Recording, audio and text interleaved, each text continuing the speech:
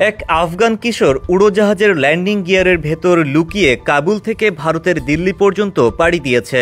প্রায় 2 ঘন্টার যাত্রার পর অক্ষত অবস্থায় নয়াদিল্লির বিমানবন্দরে পৌঁছেছে 13 বছরের ওই কিশোর। তবে ওই আফগান কিশোর ভারত নয়, যেতে চেয়েছিল ইরানে। এ লক্ষ্যে গত রোববার ভোরে সে গোপনে কাবুল বিমানবন্দরের ভেতরে ঢুকেছে। তারপর সবার চোখ এড়িয়ে যাত্রীদের একটি দলের সঙ্গে রানওয়েতে চলে যায়। সেখানে সে KAM এয়ারের উড়োজাহাজের চাকা রাখার বক্সের ভেতর লুকিয়ে পড়ে। তার কাছে শুধু লাল রঙের একটি অডিও স্পিকার ছিল।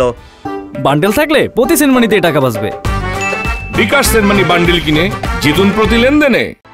নিরাপত্তার দায়িত্বে থাকা কর্মীরা জানান, তারা রানওয়েতে সাদা রঙের কুর্তা পায়জামা পরা এক কিশোরকে এলোমেলোভাবে ঘোরাফেরা করতে দেখেন। পরে তাকে জিজ্ঞাসাবাদ করে ওই কিশোরের কাবুল থেকে দিল্লি পর্যন্ত দুঃসাহসিক যাত্রা সম্পর্কে জানা যায়। পরে সেদিন সন্ধ্যায় ওই কিশোরকে কাবুলগামী একটি ফ্লাইটে উঠিয়ে দেওয়া হয়। সেন্ট্রাল ইন্ডাস্ট্রিয়াল সিকিউরিটি ফোর্সের এক কর্মকর্তা বলেন, ওই কিশোর আফগানিস্তানের KAM এয়ারের কাবুল থেকে দিল্লিগামী একটি উড়োজাহাজের চাকা রাখার বাক্সে গোপনে উঠে পড়ে। রোববার স্থানীয় সময় সকাল 10:20 সেটি দিল্লি পৌঁছায়। কিশোর বেরিয়ে আসার পর উড়োজাহাজটিতে প্রথম নিরাপত্তা তল্লাশি চালানো হয়।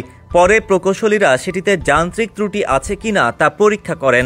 পেছনের ল্যান্ডিং গিয়ার বক্সে ছোট লাল রঙের একটি অডিও স্পিকার পাওয়া যায়।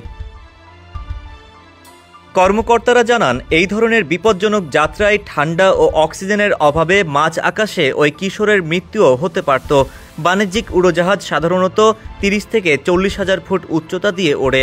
ওই উচ্চতায় তাপমাত্রা -50 ডিগ্রি সেলসিয়াস পর্যন্ত নেমে যায়। এছাড়া উড়োজাহাজ যখন অত উঁচুতে ওড়ে তখন প্রচণ্ড চাপের সৃষ্টি হয়। ডেস্ক রিপোর্ট, সমকাল।